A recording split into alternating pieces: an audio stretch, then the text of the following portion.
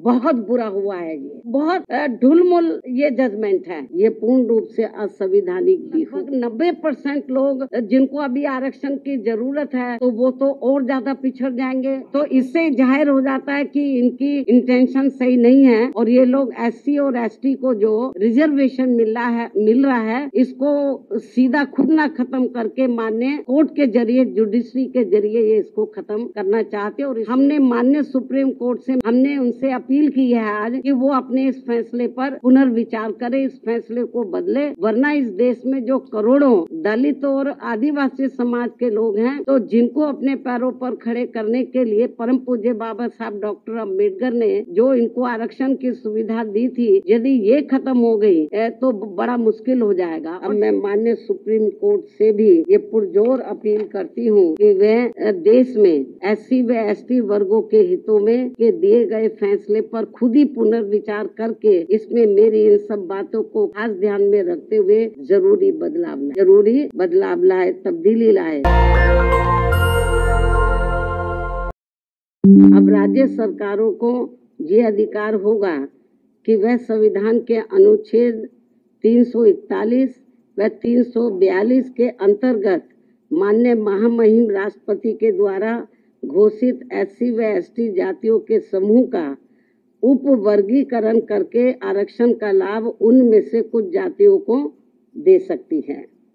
और ऐसा करते समय SC व ST के समूह में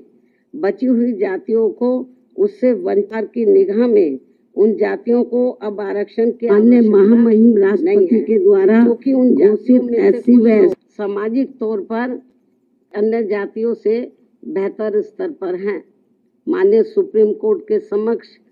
इस उप वर्गीकरण के पक्ष में जोरदारी से दलील रखते समय बीजेपी द्वारा और अंत में ये सभी लोग फिर आरक्षण से वंचित रह जाएंगे। साथ ही माननीय सुप्रीम कोर्ट के समक्ष दविंदर मामले में सुनवाई के दौरान केंद्र और राज्य सरकार की तरफ से भी सत्ताधारी दल के वकीलों ने ही अपना पक्ष रखा है, परंतु माननीय सुप्रीम कोर्ट के 1 अगस्त 2024 के आए निर्णय के बाद अब तक इन सरकारों ने अपना पक्ष स्पष्ट नहीं किया है, जिससे अंग को लेकर काफी भ्रांति की स्थिति बनी हुई है। माननीय सुप्रीम कोर्ट के समक्ष सुनवाई के दौरान समाजवादी पार्टी के वरिष्ठ राज्यसभा सांसद जो कि वरिष्ठ तथा इनके साथ साथ बीजेपी ने केंद्र में अपनी सरकार की ओर से माननीय अटॉर्नी जनरल व सॉलिसिटर जनरल तथा कुछ राज्य सरकारों के वकीलों द्वारा, उसमें भी खासकर आम आदमी पार्टी के पंजाब के एडवोकेट जनरल, हरियाणा एवं चंडीगढ़ में बीजेपी की ओर से उनके वकीलों द्वारा उप वर्गीकरण के पक्ष में तथ्यों को तोड़ मरोड़ कर प्रस्तुत करते हुए बाबा साहब डॉक्टर भीमराव अम्बेडकर द्वारा संविधान सभा में लंबे विचार विमर्श के बाद बनाए गए आरक्षण के सिद्धांतों के साथ छेड़छाड़ करने का कार्य किया गया है, जो कि आरक्षण को पूरी तरह समाप्त करने की मानसिकता के साथ उठाया गया ये गंभीर कदम है। इसने सुप्रीम कोर्ट के 1 अगस्त 2024 के दिए गए निर्णय के बाद अनुसूचित जाति और जनजाति के लोगों के भीतर आपसी द्वेष की भावना बढ़ेगी और समाज में विभाजन की भावना को और अधिक बढ़ावा मिलेगा, जो कि राष्ट्र की एकता और पर करारा प्रहार करने जैसा होगा। जबकि अनुसूचित जाति व जन है, ये केवल भारतीय संविधान के अनुच्छेद 341 व 342 की अधिसूचना के जरिए अस्तित्व में आई है और यह अनुसूचित जातियों व जनजातियों का एक मिश्रण है और एक बार अधिसूचित होने के बाद फिर यह एक समरूप समूह बन जाता है। साथ ही राज्यों के द्वारा ये उप वर्गीकरण अनुच्छेद 341 एवं 342 के तहत राष्ट्रपति जी की अधिसूचना का उल्लंघन होने के साथ साथ ये पूर्ण रूप से असंवैधानिक भी होगा। क्योंकि कोई भी राज्य सरकार राष्ट्रपति की पावर को खत्म नहीं कर सकता है, क्योंकि ये संविधान के अनुच्छेद 341 भाग 2 एवं 342 का उल्लंघन होगा और इससे हमेशा ये खतरा बना रहेगा कि अनुसूचित जाति व जनजाति को दिया जाने वाला आरक्षण कब खत्म हो जाएगा, जबकि अनुसूचित जाति व जनजाति समुदाय के लोगों का वर्गीकरण का एकमात्र मूलभूत आधार सामाजिक गैर बराबरी अर्थात छूत पात रहा है। ऐतिहासिक तौर पर सामाजिक गैर बराबरी की वजह से ही आरक्षण दिया गया है, तो ऐसे में जाति के आधार पर प्रताड़ना झेलने वाले समुदाय के बीच आरक्षण का बंटवारा करना ये पूर्ण रूप से अनुचित, असंवैधानिक व गलत है, क्योंकि दलितों व आदिवासियों के लिए आरक्षण का उद्देश्य जात पात व छुआछूत की बुराइयों को दूर करना था। साथ ही दिनांक 1 अगस्त 2024 के माननीय सुप्रीम कोर्ट के निर्णय अनुसार अब राज्य सरकारें अनुसूचित जाति व जनजाति का उपवर्गीकरण कर सकते हैं, जो कि असंवैधानिक है एवं उचित नहीं है। इतना ही नहीं बल्कि अनुसूचित जाति एवं जनजाति समुदाय का उपवर्गीकरण जिसे माननीय सुप्रीम कोर्ट ने अनुमति दे दी है, इसे अब राजनीतिक दलों द्वारा राजनीतिक हथियार के रूप में उपयोग किया जाएगा। जहां एक तरफ राजनीतिक दल अपने राजनीतिक उद्देश्यों को पूरा करने के लिए कुछ अनुसूचित जाति व जनजाति वर्गों को हाशिए पर धकेल देंगे और उनके लिए पक्षपात का माहौल बनाकर अपना उद्देश्य पूरा करेंगे, तो वहीं दूसरी तरफ अनुसूचित जाति एवं जनजाति के इस उपवर्गीकरण के कारण काफी पद रिक्त रह जाएंगे और आगे चलकर फिर उन पदों के अनारक्षित श्रेणी में तब्दीली हो जाने की प्रबल संभावनाएं होंगी। अतः जिस मुख्य उद्देश्य के लिए परम पूज्य बाबा साहब डॉक्टर भीमराव अंबेडकर ने संविधान के तहत अनुसूचित जाति एवं जनजाति वर्ग को आरक्षण दिया था, उसे अब एक प्रकार से प्रभावहीन बना दिया जाएगा, अर्थात खत्म कर दिया जाएगा। वैसे भी खासकर बीजेपी, कांग्रेस व समाजवादी पार्टी आदि हमेशा से ही एससी व एसटी वर्गों को मिल रहे आरक्षण के विरुद्ध रहे हैं और इसलिए इनके वकीलों ने उपवर्गीकरण की काफी जोरदारी से कोर्ट के सामने अपनी दलीलें भी रखी हैं और इसे खत्म करने की सिफारिश में ये पार्टियां हमेशा प्रयासरत रहती हैं। समाजवादी पार्टी ने तो संसद के भीतर ही पदोन्नति में आरक्षण संबंधी बिल को ही बीजेपी और कांग्रेस की मिली भगत से फाड़ दिया था, जिसे आज तक केंद्र सरकार संसद में दोबारा नहीं ला सकी है, जिसकी वजह से माननीय सुप्रीम कोर्ट के नागराज के निर्णय एससी व एसटी कर्मचारियों को पदोन्नति में आरक्षण संबंधी लाभ से वंचित रहना पड़ रहा है तथा अब इसी प्रकार से इस नए निर्णय दिनांक 1 अगस्त 2024 के तहत अंत में हमेशा के लिए ही इन वर्गों को आरक्षण से वंचित होगा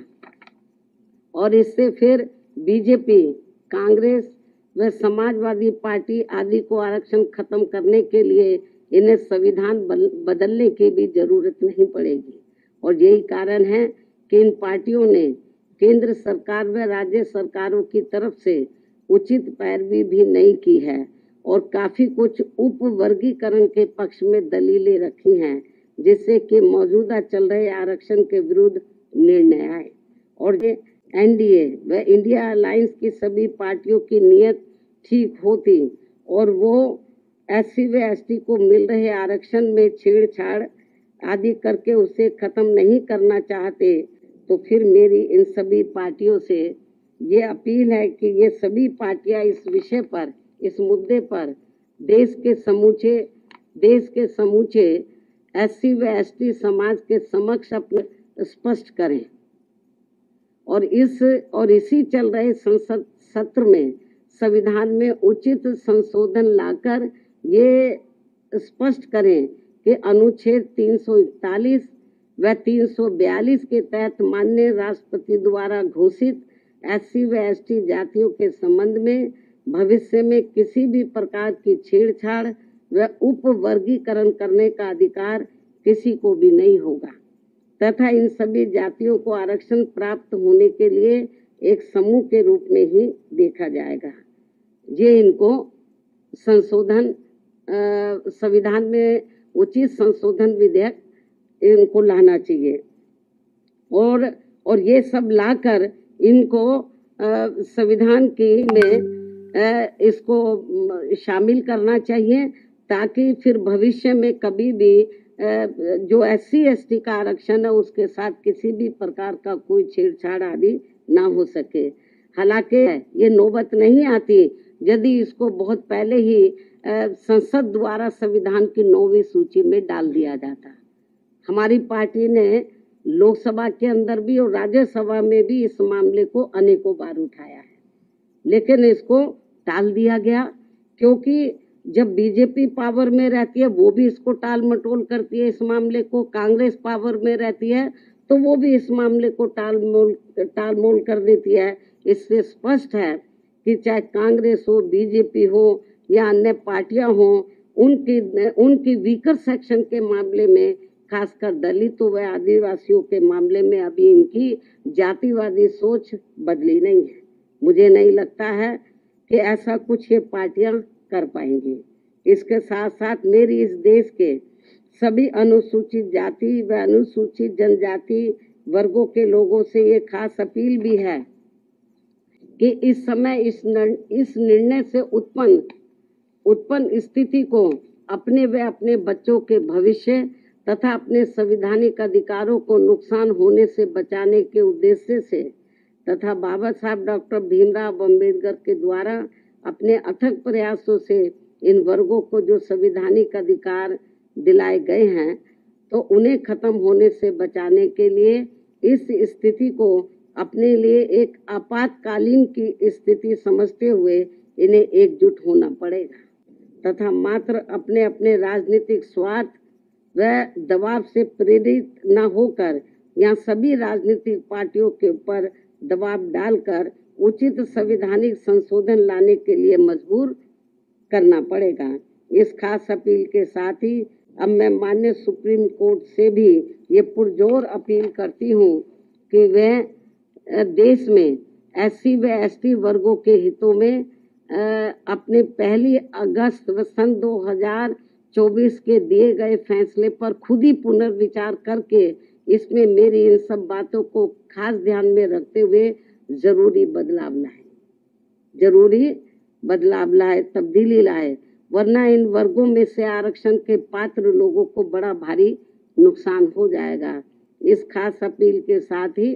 अब मैं अपनी बात यही समाप्त करती हूँ। धन्यवाद। जय भीम व जय भारत।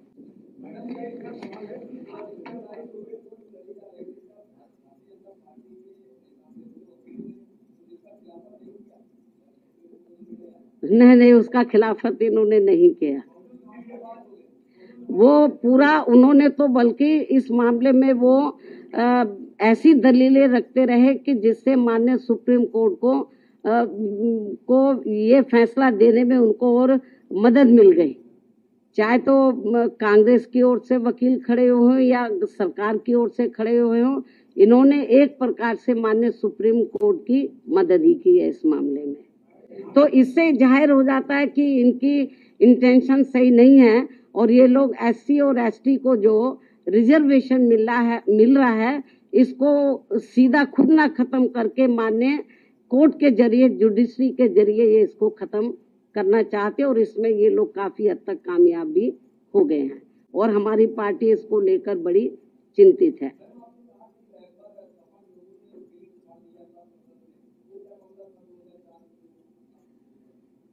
जो SC ST का पदोन्नति में जो आरक्षण का मामला था तो वो लगभग खत्म सा हो गया था। उसको प्रभावी बनाने के लिए हमारी पार्टी ने उस समय सेंटर में कांग्रेस की सरकार थी, उनके ऊपर दबाव बनाया कि आप इसमें संशोधन विधेयक लाइए और पदोन्नति में आरक्षण को पुनः प्रभावशाली बनाया जाए। जब ये बिल लाया गया तो कांग्रेस नहीं चाहती थी कि SC ST वर्गों के कर्मचारियों को पदोन्नति में आरक्षण का लाभ मिले। तो कांग्रेस उस समय पावर में थी, तो कांग्रेस और बीजेपी खुद ना आगे आकर उन्होंने समाजवादी पार्टी के जो सांसद हैं उनको आगे किया और उनकी मिली भगत से उन्होंने इस बिल को फाड़ा और इस बिल को पास नहीं होने दिया और अभी तक ये बिल पास नहीं हुआ है।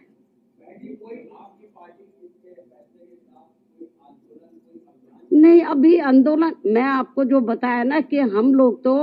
बीजेपी कांग्रेस को ही कोस सकते हैं, क्योंकि इनको इनके वकीलों को सही पैरवी करनी चाहिए थी, सरकार को सही पैरवी करनी चाहिए थी। हमने माननीय सुप्रीम कोर्ट से मीडिया के माध्यम से हमने उनसे अपील की है आज कि वो अपने इस फैसले पर पुनर्विचार करें, इस फैसले को बदले, वरना इस देश में जो करोड़ों दलित और आदिवासी समाज के लोग हैं, तो जिनको अपने पैरों पर खड़े करने के लिए परम पूज्य बाबा साहब डॉक्टर अम्बेडकर ने जो इनको आरक्षण की सुविधा दी थी, यदि ये खत्म हो गई तो बड़ा मुश्किल हो जाएगा। और जो लोग ये कहते हैं कि SC में या ST में जो जातियां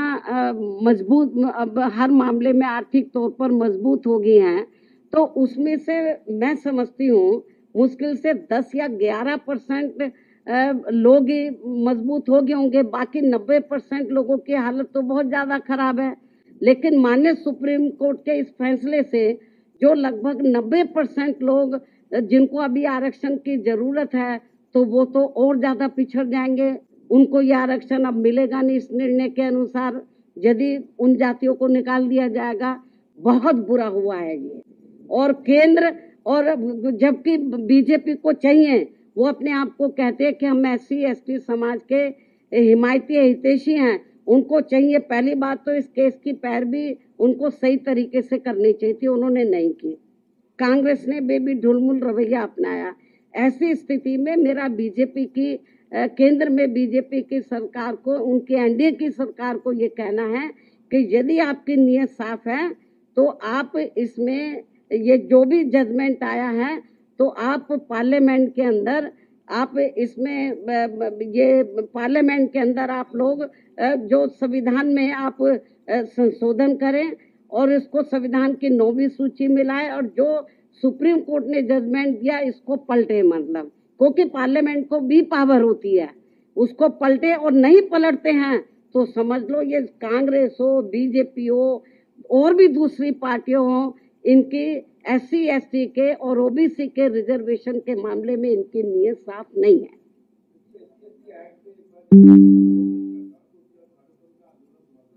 अभी आप रिजर्वेशन की बात करो, विषय को डाइवर्ट मत करो।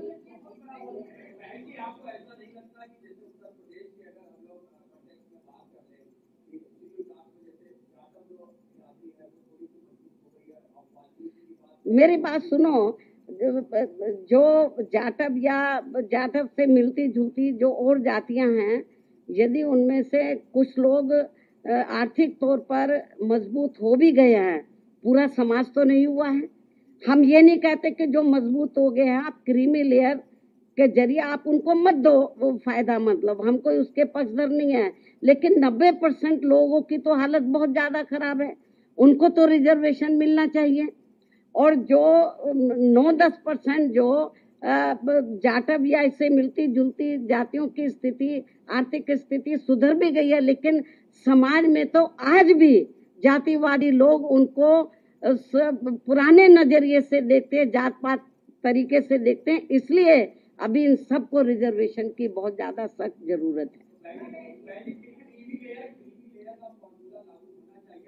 नहीं, अभी ये तो माननीय सुप्रीम कोर्ट को बताना चाहिए था ना, हम लोग तो नहीं करेंगे। सुप्रीम कोर्ट ने कोई इसका पैमाना अभी तय किया नहीं है, बहुत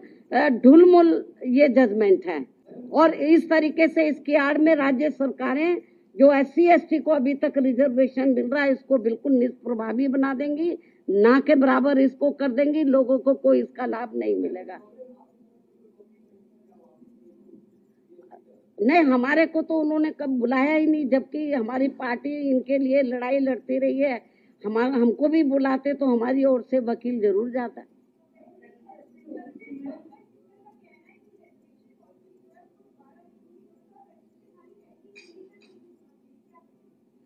भाई मैं आपको बताया कि ठीक है, आप आर्थिक नहीं, जो SC ST के लोग हैं इनको जो रिजर्वेशन मिला है, जो शैक्षणिक, सामाजिक और आर्थिक गैर बराबर हैं, इस आधार पर मिला। तो सामाजिक जो दृष्टिकोण है इन वर्गों के मामले में वो अभी लोगों का बदला नहीं है, इसलिए इनको अभी रिजर्वेशन मिलना बहुत जरूरी है। नेशनल दस्तक की आपसे गुजारिश है कि अगर इसको बचाना चाहते हैं तो नेशनल दस्तक को सब्सक्राइब करने के लिए रेड कलर के सब्सक्राइब बटन को दबाएं, फिर बेल आइकन की घंटी दबाएं। नेशनल दस्तक को बचाने के लिए बहुत जरूरी है कि हर खबर को शेयर करें, लाइक करें, कमेंट जरूर करें।